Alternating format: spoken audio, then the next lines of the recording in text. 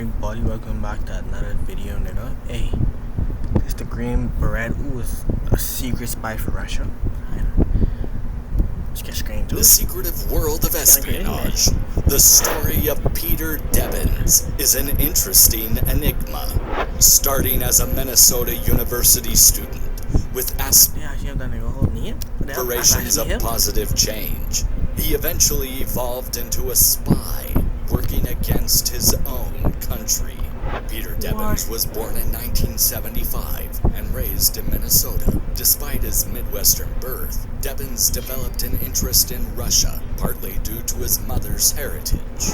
Debbins' mom was actually born in the Soviet Union, and he couldn't resist his grandma's fascinating stories about life back in the day.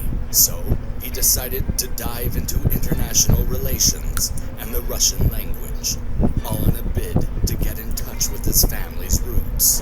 In 1996, he went to Russia as part of a study abroad program, like many students do. The GRU, Russia's military intelligence, noticed him, but didn't put in much effort to recruit or handle him in the early years of their connection. Debbins decided to go for a career in the U.S. military, and he joined the University of Minnesota's Reserve Officers Training Corps. After that, things got more interesting. During one of his study trips to Western Russia, he fell in love, and in no time, got engaged to a Russian woman who happened to be the daughter of a Russian Air Force colonel. Amid the backdrop What are the odds of that? Come on now, what are the odds? of the Cold War, Debbins found himself in the crosshairs of Moscow's military intelligence. They opted to assess the allegiances of this 21-year-old American who was romantically involved with a Russian. The GRU extended an invitation to Debbins for a meeting, which unfolded as an enjoyable dinner and drinks at a hotel. Later on, they offered some gifts in exchange for U.S. defense secrets, a bottle of cognac, a grand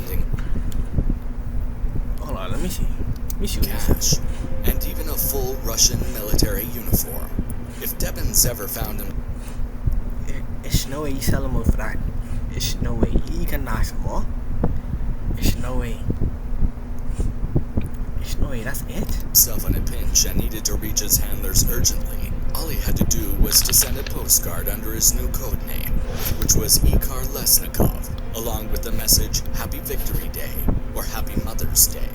He couldn't resist the allure of the GRU's attention, and on a later trip to see his fiancée, he made things official by signing a written promise to serve Russia under his secret name, and proudly called himself a faithful son of Russia. For whatever motivations drove him, Debbins had become a secret asset for the Kremlin, a covert operative, ready to infiltrate deep into the heart of American society. Fast forward to 1999, Debbins had tied the knot and was serving as a U.S. Army lieutenant stationed in South Korea.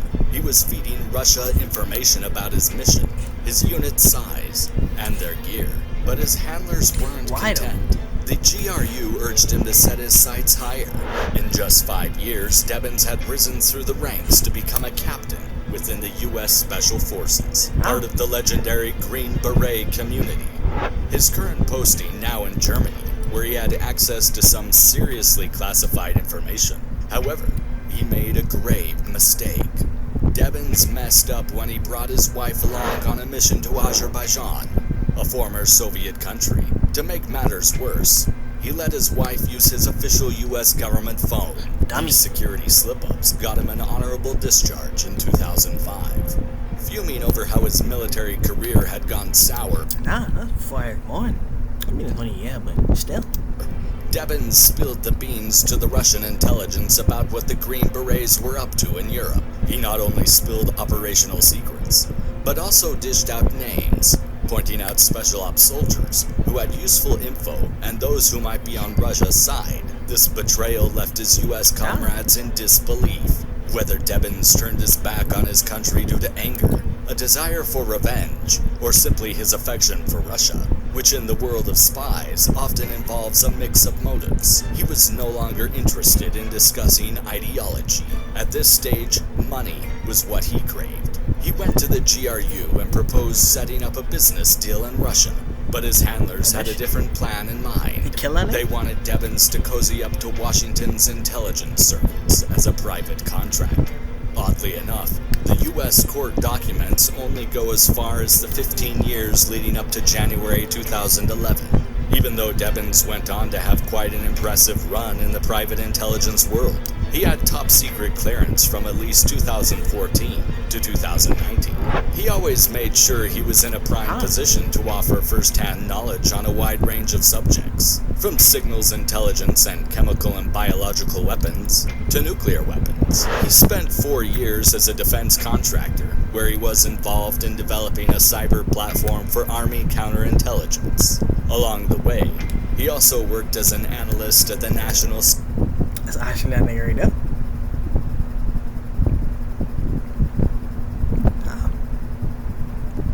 Security Agency, shared insights on Russia through lectures, and eventually became a specialist in hybrid warfare, a strategy that blends conventional military tactics with sneaky tactics, like spreading fake news.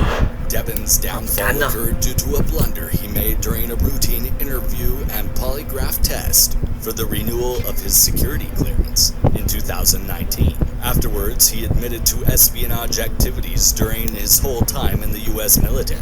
He claims, however, that he discontinued these activities once he transitioned to a private contractor role with access to top-secret intelligence. As per the prosecutors, Devins might have started spying for ideological reasons, but he soon shifted his focus to making money.